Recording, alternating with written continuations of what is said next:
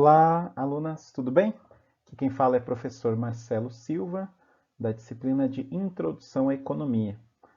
Essa é a nossa última aula desse curso, tratando mais uma vez sobre macroeconomia, tá bom? Espero que vocês gostem da aula e vamos a ela. Na aula anterior, demos início ao estudo da macroeconomia e detalhamos dois tópicos, PIB e distribuição de renda. A macroeconomia procura analisar o comportamento da economia pela ótica dos agregados. São consideradas questões como o nível de crescimento do produto, a taxa de juros, balança de pagamento e o imenso etc.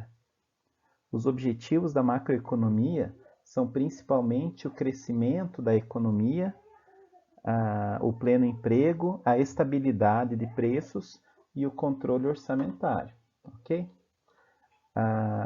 O PIB, o Produto Interno Bruto, corresponde ao valor agregado de todos os bens finais produzidos no país, independente da nacionalidade do capital.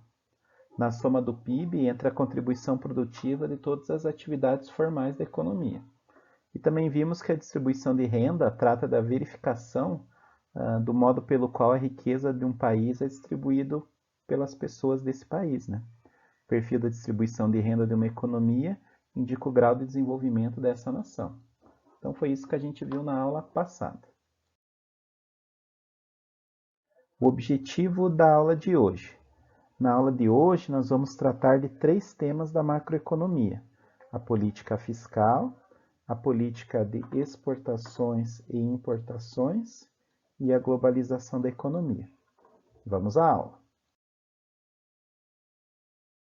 Política fiscal. A política fiscal refere-se à decisão do governo de estabelecer como serão recolhidos os tributos e como serão realizados os gastos na economia. Quando a arrecadação é superior aos gastos, disse que ocorreu um superávit fiscal. Na situação inversa, em que os gastos superam a arrecadação, disse que ocorreu um déficit fiscal. Então, superávit é quando se arrecada mais do que gasta e déficit é quando se gasta mais do que se arrecada. Quando se busca o modelo ideal de tributação, percebe-se que os tributos diretos são possivelmente mais eficazes e tributáveis em razão de suas alíquotas serem proporcionais ao nível de renda do contribuinte.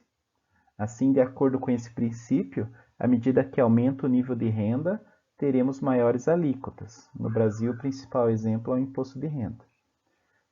A tributação indireta seria a mais injusta forma de tributação, na medida em que tributa igual quem é desigual.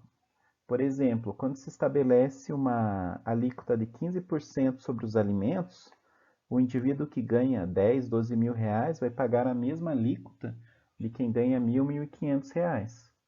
No entanto, à medida que a renda se eleva, a participação no consumo diminui.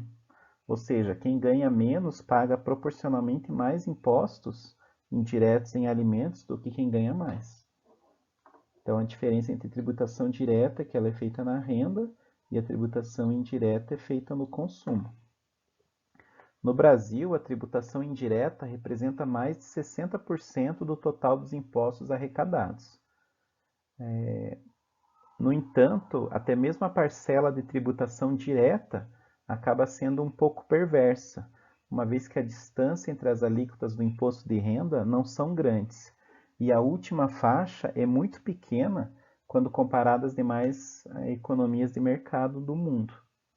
Além disso, também se sabe que no Brasil, os estratos mais elevados da população brasileira, exatamente aqueles que têm maiores possibilidades de contribuir com o sistema tributário, possuem grande facilidade de burlar o fisco, com o intuito de pagar uma reduzida quantidade de impostos.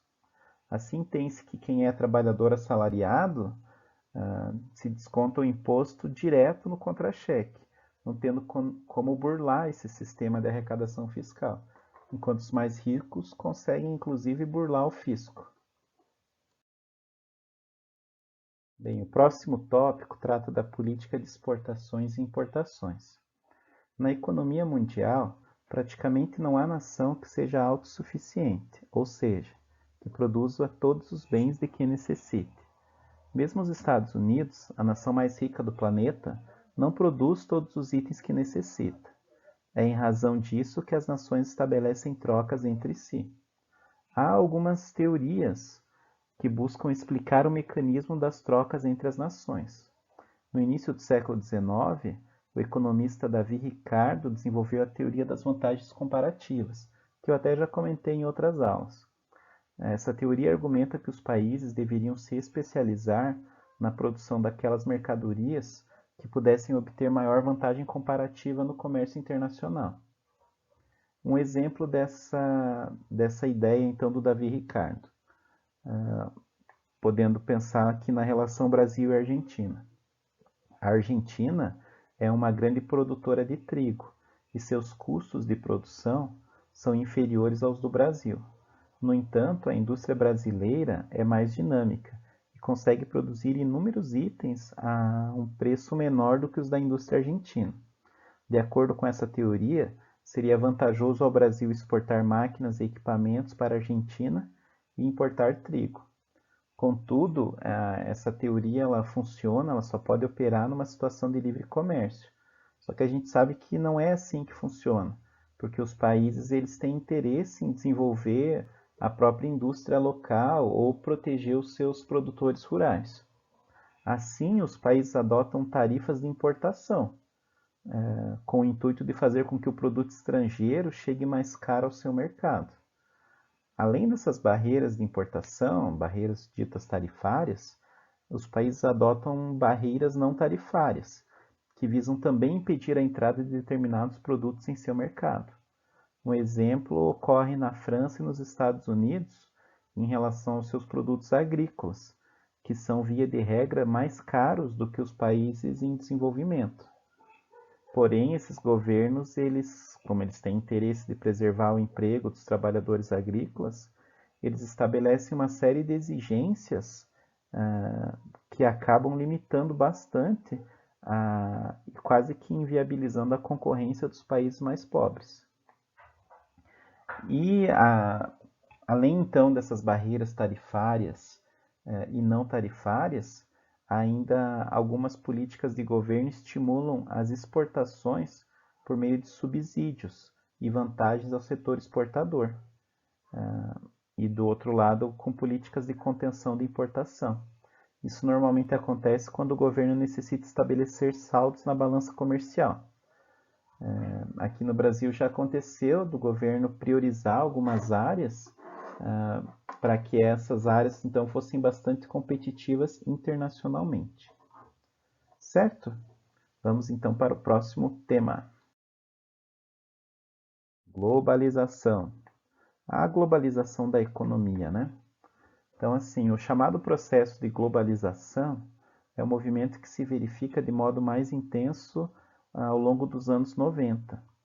Nesse período, houve uma série de mudanças, com um intenso movimento de incorporação de novas tecnologias aos processos produtivos, redundando na fragmentação de etapas da produção de bens e serviços em diferentes países, de acordo com as possíveis vantagens obtidas.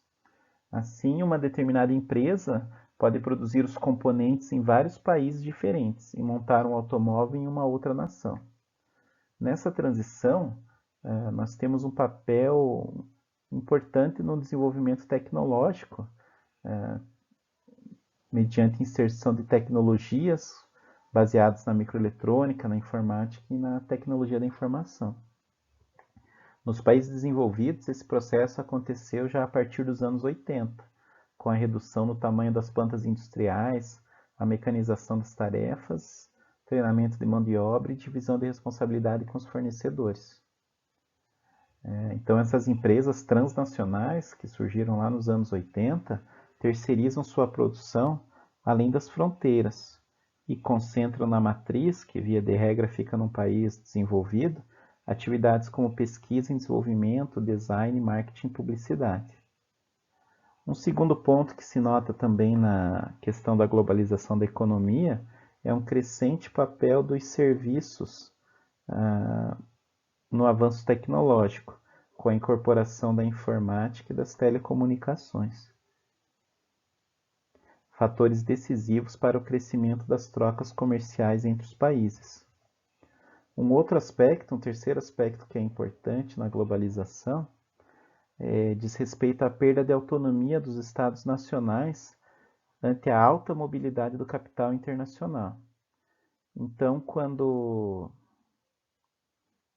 o que se verifica, na verdade, é que a internacionalização da produção e a consequente mobilidade do capital, ele se contrasta com os instrumentos de regulação desse capital que ainda estão localizados em âmbito nacional, o que faz com que principalmente os países em desenvolvimento ou subdesenvolvidos sofram mais com a globalização. Bem, a título de conclusão, na aula de hoje, então, nós vimos 3 temas. O primeiro foi a política fiscal, que é a decisão do governo de estabelecer como são recolhidos tributos e como são gastos na economia. Nesse item, então, nós tratamos de 2 assuntos importantes: superávit fiscal ou déficit fiscal e tributação direta versus tributação indireta. O segundo item foi a política de exportações e importações. Então, nós vimos que não tem nenhum país do mundo que seja autossuficiente e que, para equilibrar a relação importação e exportação, os países adotam barreiras tarifárias e não tarifárias, com o intuito de proteger o seu mercado, e também adotam subsídios para estimular a exportação. E, por fim, a gente viu que a globalização é um movimento que vem desde os anos 80 nos países desenvolvidos e que proporciona a incorporação de novas tecnologias nos processos produtivos. E na economia, o principal resultado é a perda de autonomia dos estados, dos entes nacionais, perante a mobilidade do capital internacional. Bem, seria isso. A gente poderia abordar, na verdade, muitos outros temas de economia, de macroeconomia, mas a título de introdução, eu acho que seria isso. Eu espero que vocês tenham gostado desse curso e que vocês sejam muito bem-sucedidos nos próximos projetos de vocês. Eu vou propor uma atividade valendo nota para essa aula. Eu espero que todos façam e eu estou sempre à disposição para quaisquer dúvidas. Um forte abraço e até a próxima.